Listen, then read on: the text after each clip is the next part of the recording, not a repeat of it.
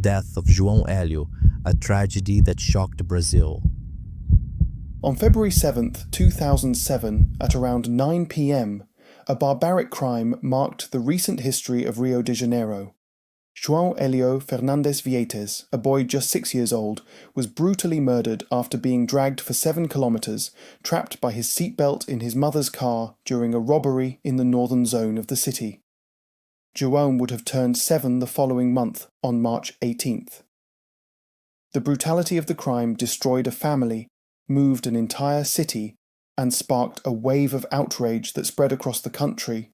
The grief touched not only those who lived alongside João Hélio, but also police officers, journalists, and thousands of anonymous citizens who expressed their indignation through street protests, social media, and newspaper headlines.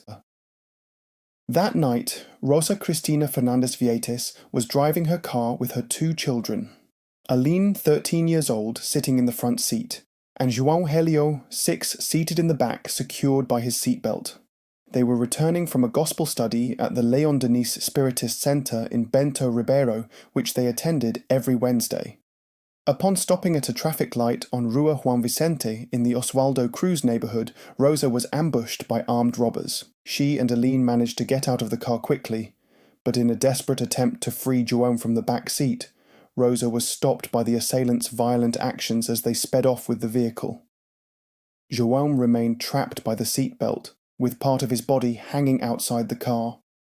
For 7 kilometers, a journey lasting nearly 10 minutes, João was brutally dragged along the asphalt, crossing through neighborhoods like Oswaldo Cruz, Madureira, Campinho, and Cascadura.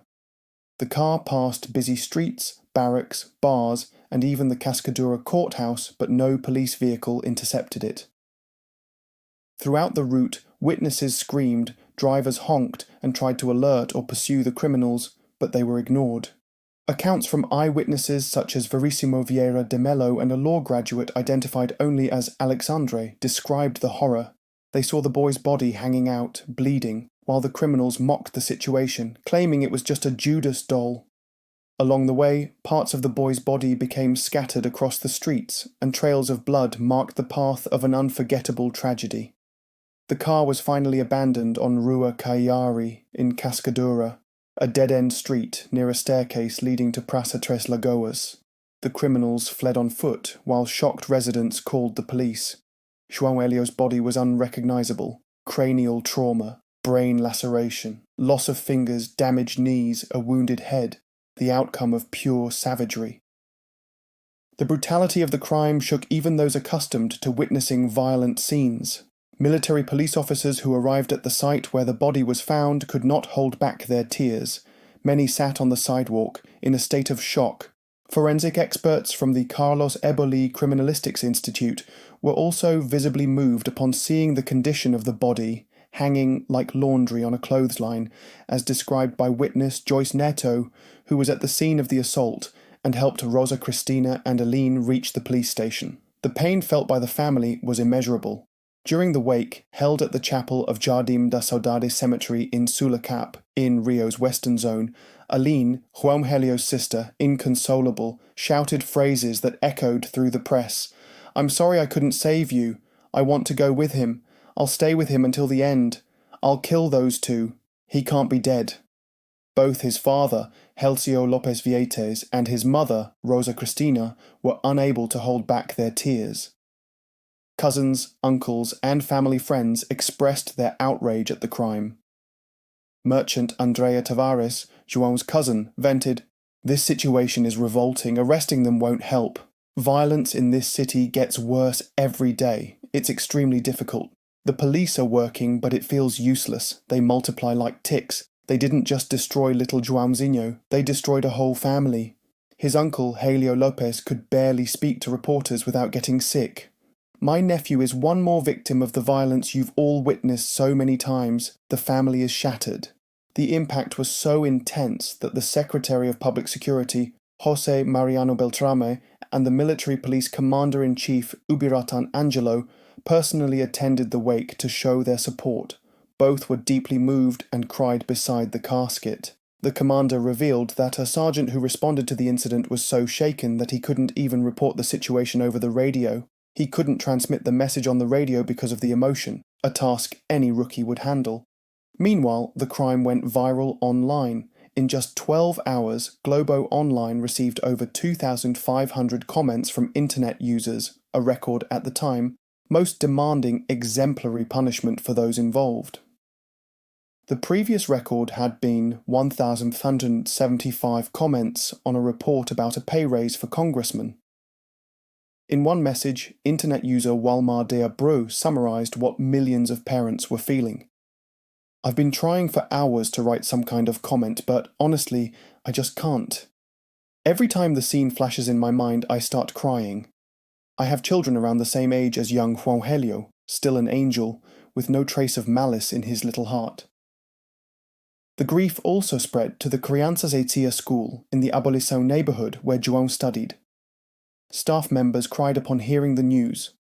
The principal, Maria Cecilia Cury, shared that João was a cheerful child who sang songs in English, memorized Monica comic books, and dreamed of having his own room in the family's new house.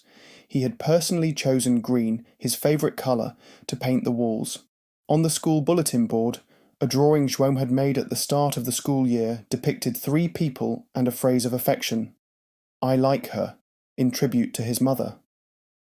The school sent notes to the parents of João's classmates, prepared teachers to answer students' questions, and continued to operate in the days that followed, despite the collective sadness. Since the night of the crime, the media took on a major role in mobilizing public outrage. On February 8, 2007, William Bonner and Fátima Bernardes opened Jornal Nacional with one of the most impactful lead-ins ever broadcast. Rio de Janeiro, a 7,000-meter trail of blood leaves Brazilians in shock. The blood of a 6-year-old boy strapped to a car seatbelt and dragged by criminals. The boy is dead. Journalist Flavio Fachel recreated in detail the 7-kilometer path taken by the criminals, using graphic visuals to illustrate how the crime unfolded. Fachel interviewed eyewitnesses who, in desperation, tried to honk and chase down the car to warn the criminals, but were ignored. On Jornal de Globo, hosted by William Wack, images of the blood trail stunned the nation. The broadcast revealed that the arrest of the first perpetrators happened thanks to a tip from one of their own fathers. A police officer interviewed said the criminals claimed not to have realized they were dragging a child, an assertion disputed by witnesses and João Hélio's mother herself. Wack captured the national sentiment in a stark statement. "The criminals who dragged that boy left behind more than a trail of blood and suffering. They left behind a barbaric crime that forces society to reflect and ask how to put an end to so much violence." In the following night's Jornal Nacional, February 9th, Bonner and Fátima emphasized how the murder of João Hélio had dominated conversations across Brazil, filled newspaper covers, and fueled public debate about safety. Fachel visited the Crianças e Tia school where João studied, spoke with teachers and classmates, and even obtained an exclusive statement from one perpetrator's father, who expressed disgust toward his son and said his house had been stoned. "A wrong doesn't get paid with another wrong," he stated. The media coverage intensified. On Fantástico, aired Sunday, February 11th. Fátima Bernardes conducted an exclusive interview with João's parents. According to her later testimony, it was the most difficult interview of her career. Devastated, Rosa Cristina revealed that the family's spiritist faith helped them endure the tragedy. Her solace came from believing that João did not suffer as much as everyone imagined. On February 12th, Jornal Nacional reported the interview's impact in Congress. Lawmakers and the president of the Brazilian Bar Association demanded swift action to combat violence. Reporter Delis Ortiz noted how each time violence shocks the country, Congress responds with promised legal changes, and the João Hélio case reignited the debate over lowering the age of criminal responsibility. Other newspapers gave the story prominent coverage. Jornal do Brasil dedicated nearly its entire front page, featuring 3 powerful images: Rosa and Aline at the wake, the captured criminals, and a drawing João had made for his mother saying, "I like her." The headline asked, "What do they deserve?" A call reflecting the public's thirst for justice. The popular newspaper Extra chose an emotional layout with 3 captions: what they did to him, what will happen to them, and what will become of them, addressing the reader directly. O Globo, Rio's main paper, filled almost its entire cover with the headline, "Barbarity Against Childhood." At the centre was another of João's drawings, expressing love for his mother. In the corner, a small photo of him alive, smiling, with the subheading, "A boy always full of joy." Tribuna da Imprensa printed the question, "What's left to happen?" with images from the wake, the car, and one of the criminals. Fluminense, from Niterói, summed it up in a single word, written in bold letters, savagery.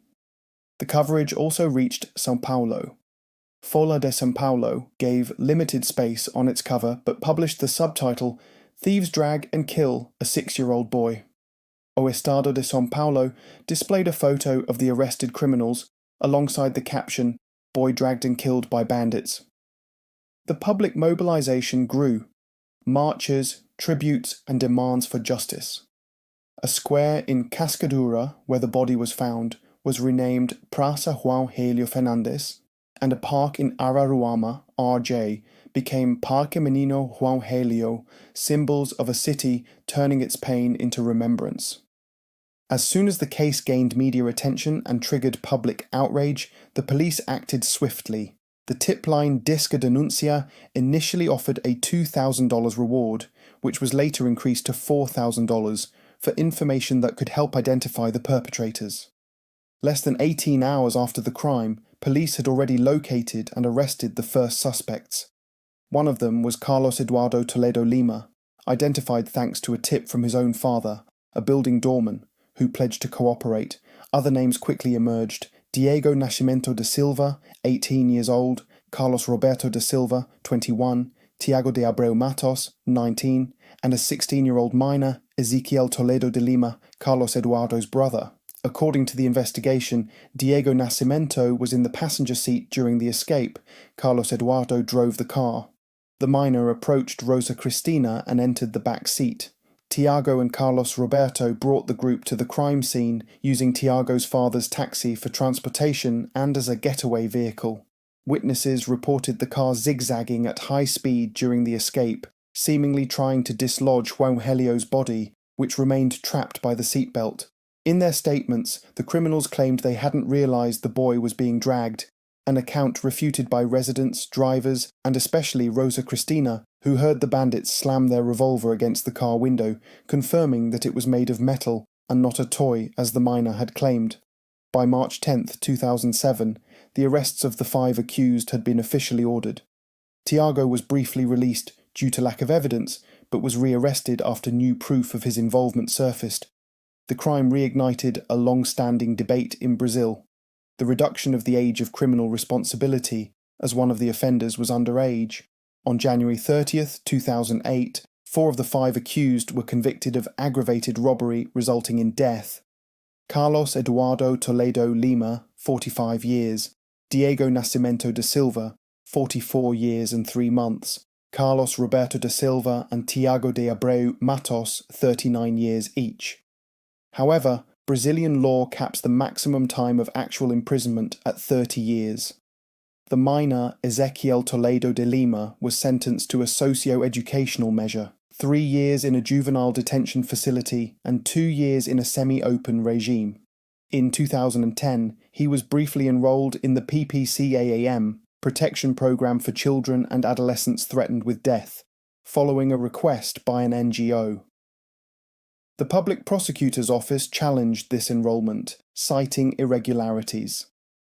In February 2010, Judge Marcio da Costa Ferraz removed Ezequiel from the program and mandated the semi-open regime. Even after serving part of his sentence, Ezequiel reoffended. In March 2012, he was arrested again in Guaíba Grande, RJ, for illegal possession of a firearm, drug trafficking, receiving stolen goods, and active corruption. Then in May 2019, he was accused once more of theft. The repeat offences reignited public outrage and were cited as examples of impunity and systemic failure in Brazil's prison system.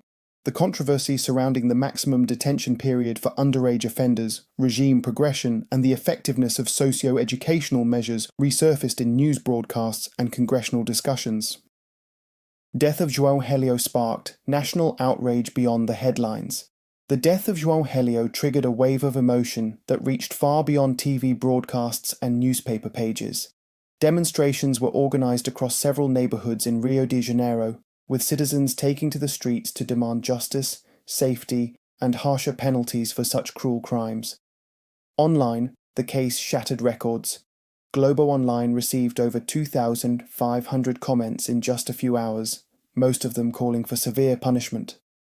Organizations like the Viva Rio movement, represented by Sebastião Santos, emphasized that it wasn't enough to simply identify the culprits. The country needed to respond decisively to the escalating urban violence. What response will society give to this? It's not an isolated incident. Buses are being burned, massacres are happening, people are being executed in broad daylight. Society must respond. The crime's repercussion reignited debates around public safety, repeat offences, prison sentence progression, and the age of criminal responsibility. Brazil's National Congress resumed discussions on legislation proposing stricter punishments for juvenile and repeat offenders. Experts put forward several proposals to combat structural violence, including limiting bar operating hours, inspired by Diadema, SP, which saw a 68% drop in homicides over 5 years after closing bars earlier, restricting Christmas and holiday pardons for repeat offenders or those convicted of violent crimes, lifting the maximum sentence cap for juvenile offenders who have not been effectively rehabilitated, creating multidisciplinary support networks for at-risk youth with teachers, psychologists and social workers acting preventively in schools and communities, prioritising community policing to build stronger ties between law enforcement and residents, enhancing crime prevention, establishing dedicated courts for prosecuting corrupt police officers to reduce impunity and restore public trust. Beyond these policy debates, João Hélio's death left a symbolic mark on the urban landscape. The site where his body was found was renamed Praça João Hélio Fernandes in the Cascadura neighbourhood.